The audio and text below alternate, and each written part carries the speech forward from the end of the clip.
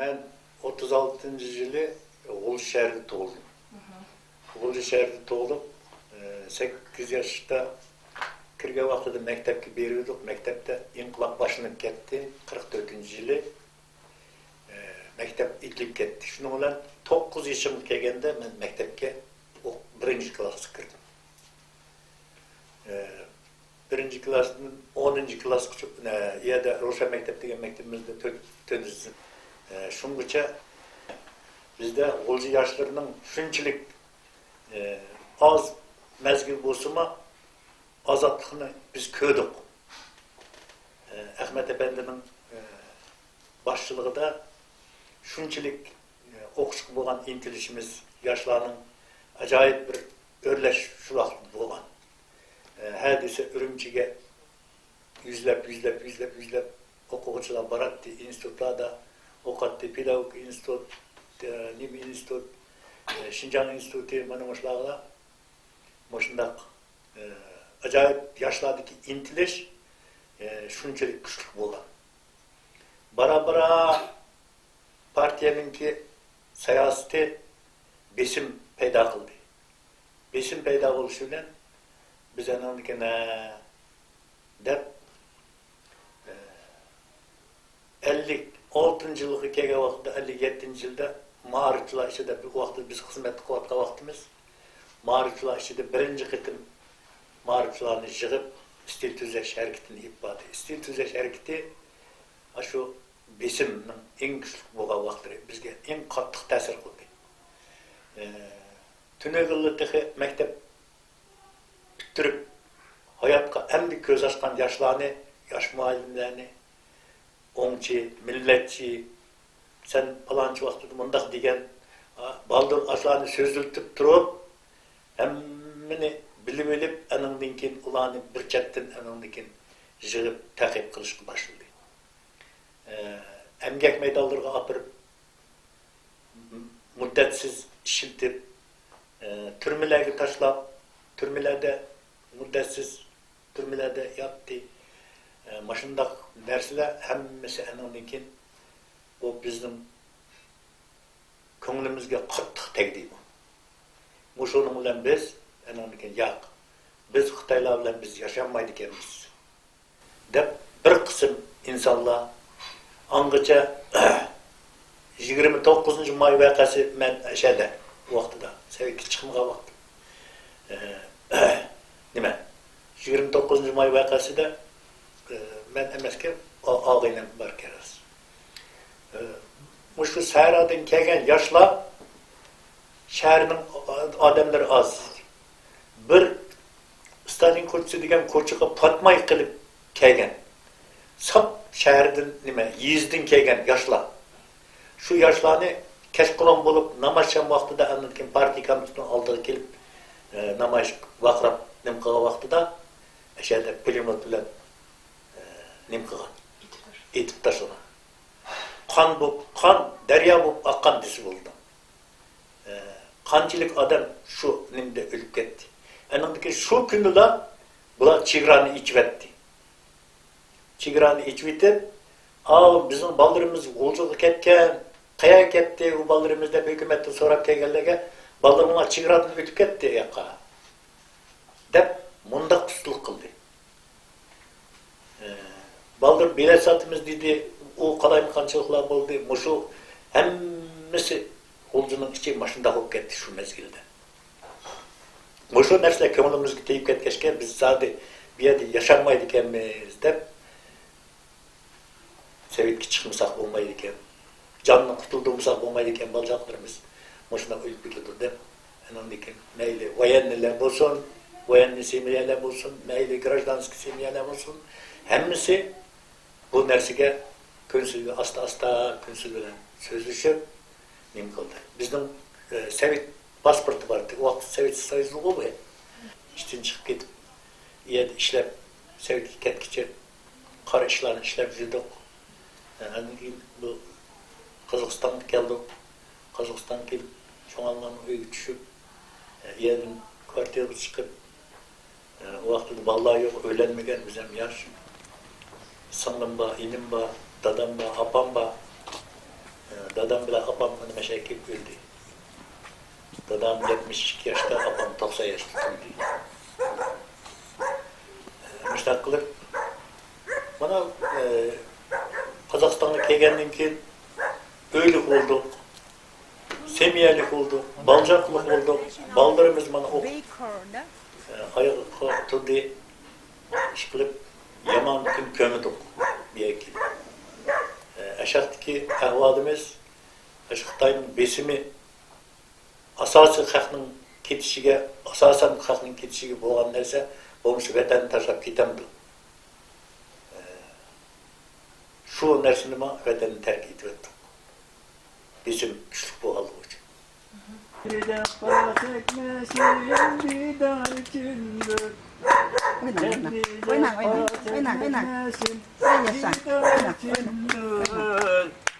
Çok açıraylı oynatın. Oy молодец. Oy rahmet. In my view, was good so far in the policy by the political leadership of Kazakhstan is they tried to continue this friendship between all the different ethnic groups and nationalities. And obviously their aim is to keep peace in the country. But this sort of helps to support and promote these different ethnic groups and their cultures and etc.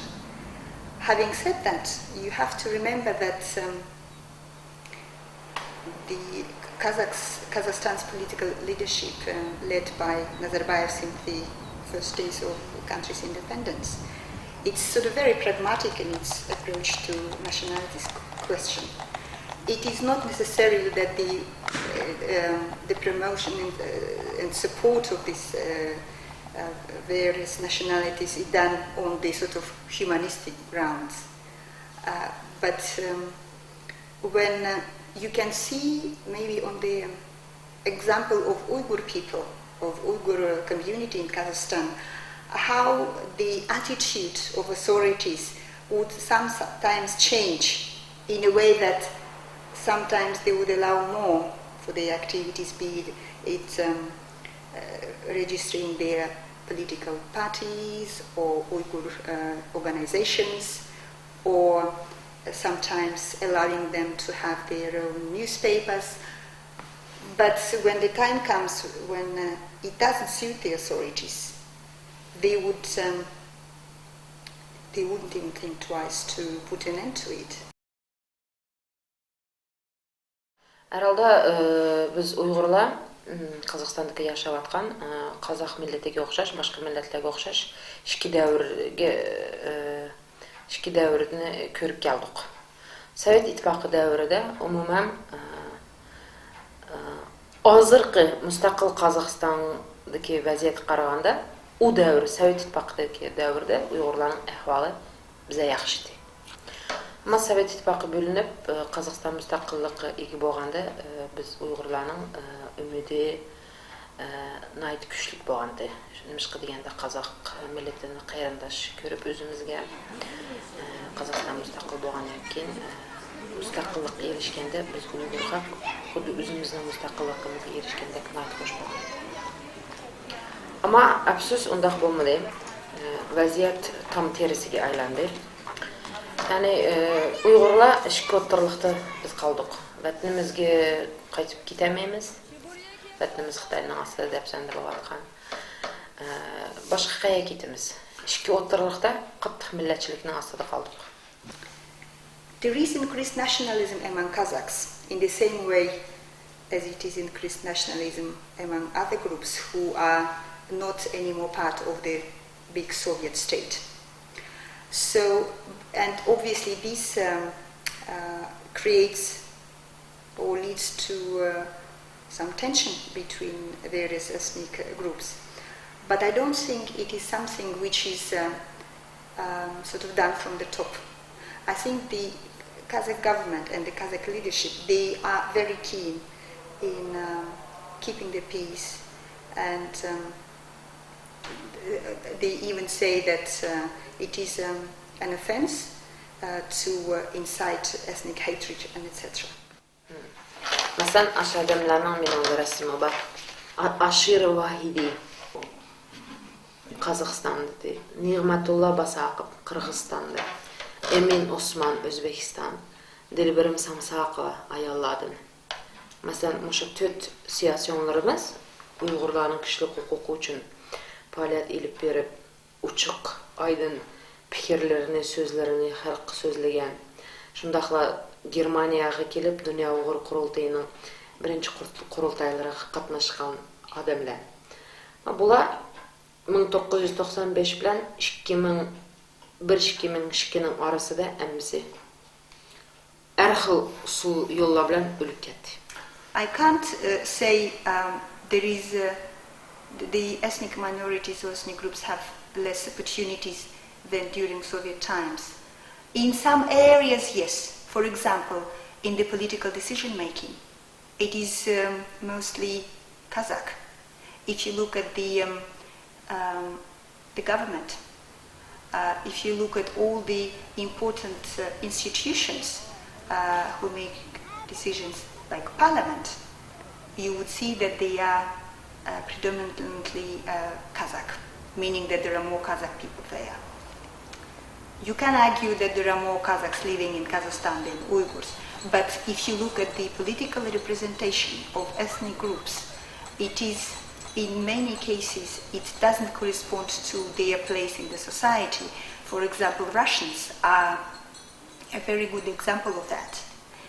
They are bigger than the Uyghur community, and they play a bigger role in the economy and overall in Kazakhstan. But if you look how many of them are represented in the important institutions in Kazakhstan, you will struggle to find that they will see that they are not proportionally represented. From that point of view, in the political sphere, yes, I think many ethnic groups are worse off than during Soviet times. Russians being the first clear example. And as you say, some Uyghur feel the same, that before they could go and complain to Moscow, now they have no one to turn to.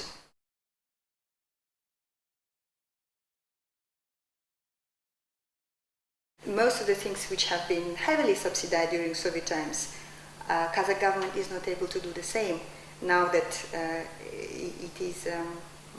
it is the market economy. So what, for example, Uyghur community or any other communities or public organizations, as they are called, meaning that they are not, they are supported by the state, but they are not organized by the state, like cultural centers and etc.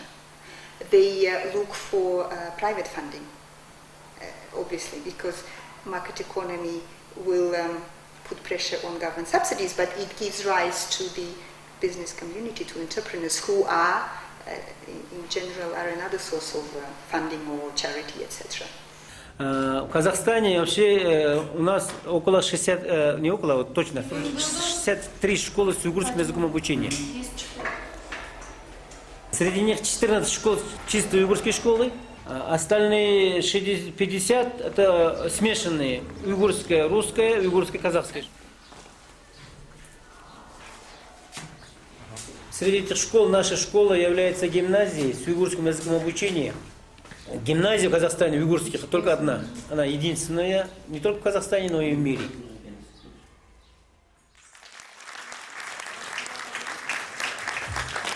Tepesini hep bülekçik etti yasını, aylanın erkisi gelip yenim ay, yap yeşil libas ketti pürgünü. Promoting the culture of ethnic minorities or ethnic communities to preserve peace in the country. The policy is still there, but obviously there are less resources in the government coffers to do that. But this doesn't concern only the cutting funding for Uyghur community or any other ethnic group. It is overall problem for Kazakhstan. So they are not singling out the Uyghur organization that promotes culture and language and giving them less money and leaving other ethnic communities or Kazakh schools with the same. No, I think it is the just because Kazakh government has less money, or if it decides to cut on social funding, obviously these kind of projects will be the first in line. Lekin Uyg'urlarning orasidagi azmuncha siyosiy tashkilotlar bor. U tashkilotlarning hammasi bog'lanib, faqatli madaniyat markaz naqsh usul tashkilotlar ya bo'lmasa o'maklar qoldirildi.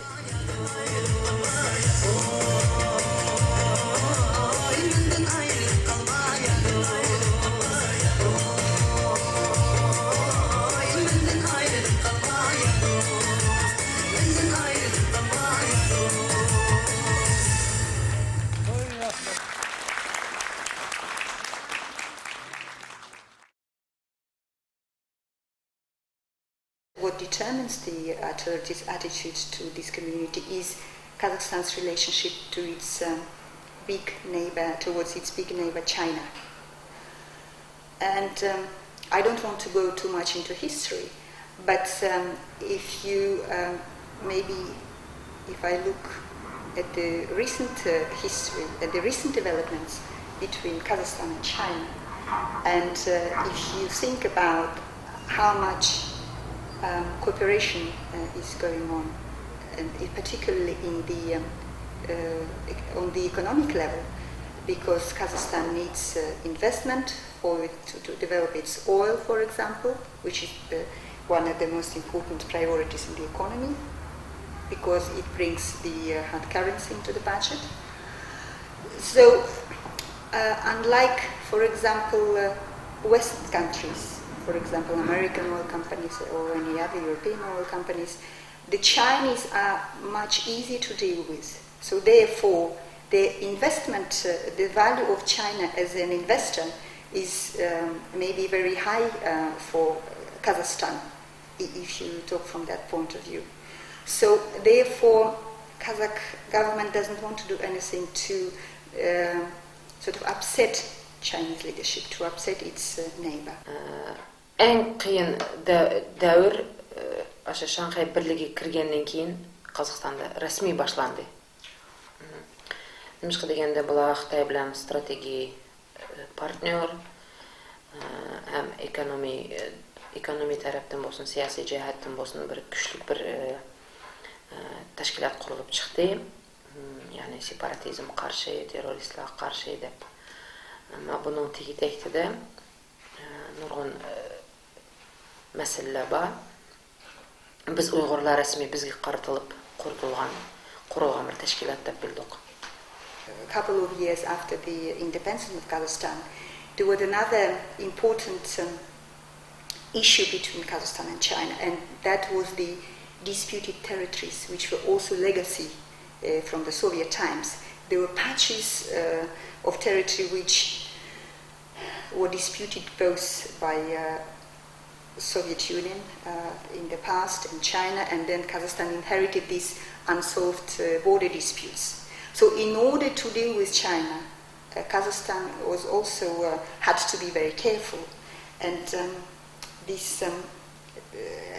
and many experts in the region in Kazakhstan, for example, they agree that Uyghur community or Uyghur issue or issue of Uyghur separatism, to put it sort of more exactly, was always used as a trump card by Kazakh leadership or by Kazakh authorities in its dealings with China. Certainly after independence, Kazakhstan did negotiate with their neighbors, and China being one of them, and there was an extradition agreement between China and Kazakhstan that was signed in the 90s. So, and then later when Kazakhstan joined the Shanghai Cooperation Organization, that organization also has extradition agreements amongst its members. in particular relating to the fight against the three evils, as they call it, which is terrorism, extremism, and separatism. And that really, has affected one small group, which is, mainly political refugees from Xinjiang. There is a sort of the overarching idea of promoting Uyghur community and its culture as part of government's overall policy of ethnic peace in Kazakhstan. But at the same time, when there is something to be negotiated with Chinese and Chinese government wants something to be done, the Kazakh government until now they never said no to Chinese.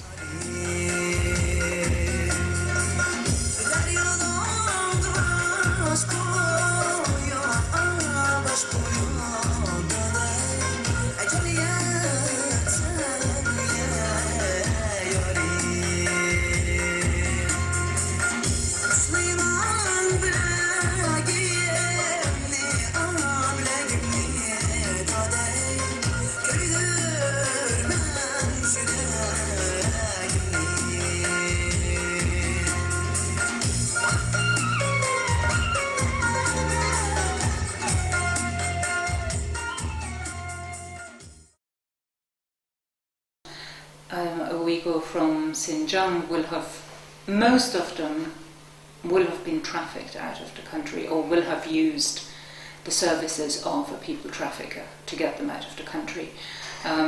Certainly the cases we have seen, these are people who have been politically active, who may have been independent journalists or who may have been, local politicians or, possibly some human rights activists, and they won't necessarily know how to make their way across the border illegally, so they kind of all depend on the services of traffickers, which is also one of the reasons why so many of them end up in Kazakhstan, because that's the route that a lot of the people traffickers use. So it's convenient.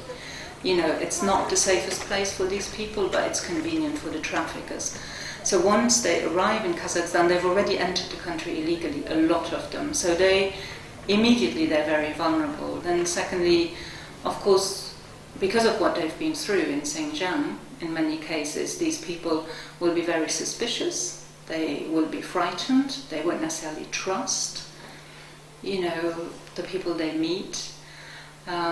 It's going to be very difficult for them to find shelter within the community, the Uyghur community in Kazakhstan, because how can they trust everyone in that community?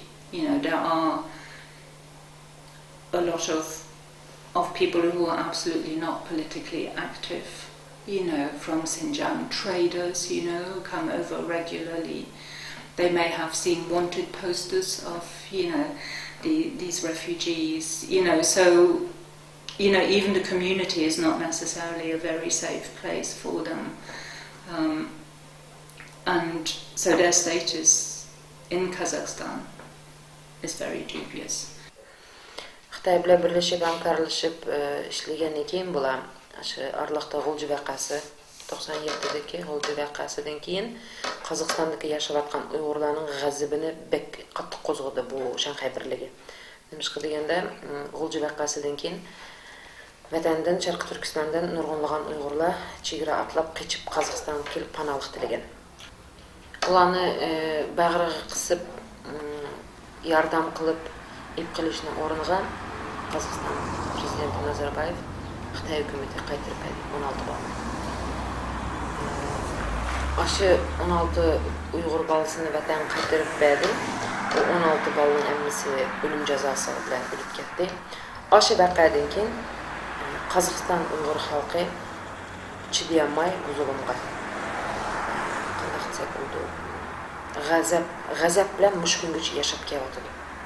If Chinese officials or Chinese government says these people are terrorists because they want to fight for they want to violently overrule the current government in Xinjiang and establish their own state.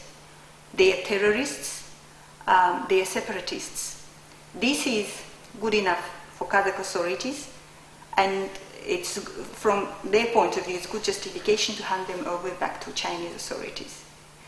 There was some kind of, that always been the policy. Going back to this bilateral agreement where both sides, both countries, agreed that they will help each other on their own respective territories to fight or prevent any activities that might endanger peace in the neighboring country. So from the Kazakh authorities' point of view, these people are separatists and terrorists. Sometimes they link them to Islamic movement of Uzbekistan, that they somehow work together, or they link them to Al-Qaeda, saying that Al-Qaeda also sponsors them. So therefore, it is, from authorities' point of view, it is very clear who they are. The problem with a group like the Uyghurs from China, they're extremely vulnerable because they will not be recognized as asylum seekers or refugees in Kazakhstan. So basically, people from the CIS and China will not be recognized by Kazakhstan as refugees. And so the only people who can determine their status is the UN High Commissioner for Refugees. But of course they cannot guarantee international protection in Kazakhstan, so they will have to find a third country that will accept these groups of people. I mean, they're mainly people from Uzbekistan, Uyghurs from Xinjiang, Chechens. You know, those are the main groups that are very vulnerable, and they do not have access to asylum procedures in Kazakhstan at all. I mean, what they have now is that they can go to the migration police and they can register with them, which is something that in the past they couldn't do. And so they will then get a document that they can renew. But again, they will have to register with the United Nations High Commissioner for Refugees before they can go to the migration police to get this document. A lot of them are in a very precarious situation. They come over to Kazakhstan. They really don't want anyone to know their whereabouts. But of course, Kazakhstan won't offer them any protection. They can't, apply for asylum.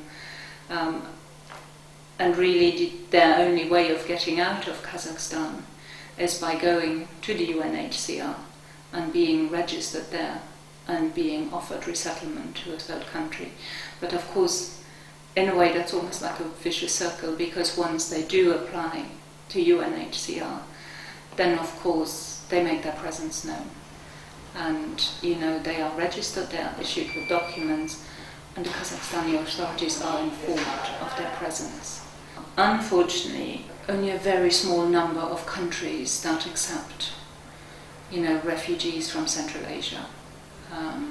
So that is always causing a lot of problems, because, of course, we feel that Kazakhstan is not safe for this small minority of Uyghurs who have been politically active in Xinjiang. Or some of them may have been accused of terrorism in Xinjiang. So, that's really, for them, Kazakhstan is not safe. But then to actually get them out of the country is also extremely difficult. One of the problems we have noticed over the years is the fact that Kazakhstan, if they allow, for example, someone to be resettled out of Kazakhstan to a third country, they will, by allowing that person to leave the country, they will acknowledge that that person has indeed been on their territory, and that they feel that that person is not actually safe on their territory.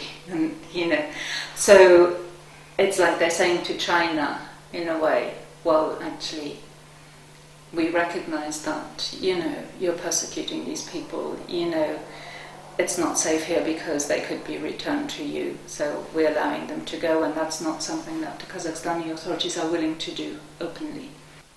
Мышкы дегенде bizim Uygurlar Kazaklarga o'xshash, O'zbek millatiga o'xshash, Sentral Aziyadagi 5 davlatga o'xshash bizmi Xudoyim buyursa bir necha yillardan keyin Uyg'uriston bo'lib Xitoyning qulidan, zulmidan qutulib mushlarga o'xshash bir mamlakat bo'lib mushlarga 6-chi davlat bo'lib qo'shilamiz deb umidlangan. Masalan, bizning ota-onalarimiz 61-yilgi siyosat bilan ko'chgan bo'lsa, biz ikkinchi immigrationdan ikkinchi avlod Yevropa taraf boshqa mamlakatlarga qarab ko'chdik. Odamlar biz bilan bog' odamlar bilan mundaqliqi ko'ngil sir etishib, ancha gaplashib ketmaydi ekan. Odamlar naytan yuragi mo'jilgan mening qarashimcha. Mushu 50 yil partiya kelgandan tortib mush vaqtcha bir qancha qitim siyosiy harakatlar oqidan bu to'yvagashga xalqning yuragi bek mo'jilib ketibdi. Qo'rqanchoq bo'lib ketgan. 3 odam bir yerda o'tirib o'zaro o'zining sirdishini sir etolmaydi ekan. Masalan, biz qolgan gaplarimizni bir og'aylarimiz bilan yoki tanishlarimiz bilan o'tasak, любой temada biz gap qila olamiz. Ularda undaq söz erkinligi yo'q. Qo'rqidi, cho'chiydi. Tuqqanlarni bundaq sinab baqdim. Zodi hukumat to'g'riliq gap qilmaslik, og'izni chim bo'lish. Mushu narsa kuchlik. Undaq bo'lgani shu har bir siyosiy harakatlarda odamlarni ochiq jazolaydiganlarni ochiq jazolar. Xalqning ko'zicha 20 fevral voqeasini mana anladik. Yüzlab yoshlarimizni, minglab yoshlarimizni qishning kuni suv to'ng'itib o'ldirdi. Ashlarni ko'rgandan keyin xalq degan hukumatga qarshi gap qilgandi. Gap qilmaydi albatta. Shunaqa qilib yuraklar mo'zilib bo'lgan ular. Yaxshilik tarafdan o'zgarish yo'q. To'ki odamning ko'ngli buzilgan ahvol. İşsiz, yezlarda balla işsiz. O'sha kechgacha aptapda o'tagan ish yo'q. Kambag'alchilik qashshoqlik bo'lib ketgan. Xitoylarni qarasangiz, Xitoylar hukumat uylarida o'tirayotgan Xitoylarga любойat ish bor. Uyg'urlarga ish yo'q. Ahvol intayin ig'ir. Biz Uyghur xalqining san'atchi xalqmiz. To'y to'kinlarimizni qanday o'tkazamiz? Mana mashhadada to'ylarda bo'g'im hammanglar bo'lsa, nayta erkin, shadiyani shundaq ko'ngilli o'tdi to'ylar. Men Xitoydagi bir tuqunimning to'yiga qatnashib qoldim, to'g'ri kelib qoldi. Kalla padadan qaytgandan keyin kallarini seg'ib etib, anandan keyin to'yga bordi ekan. Bir qozon polonni qildi ekan, qarab. Eliqi bizdagi burunqi san'at degan narsalar burunlarda ashaladimi shundaq san'atchilar chiqdi. Saraladim. Ajoyib naqshchi odamlarimiz bor. Yo'q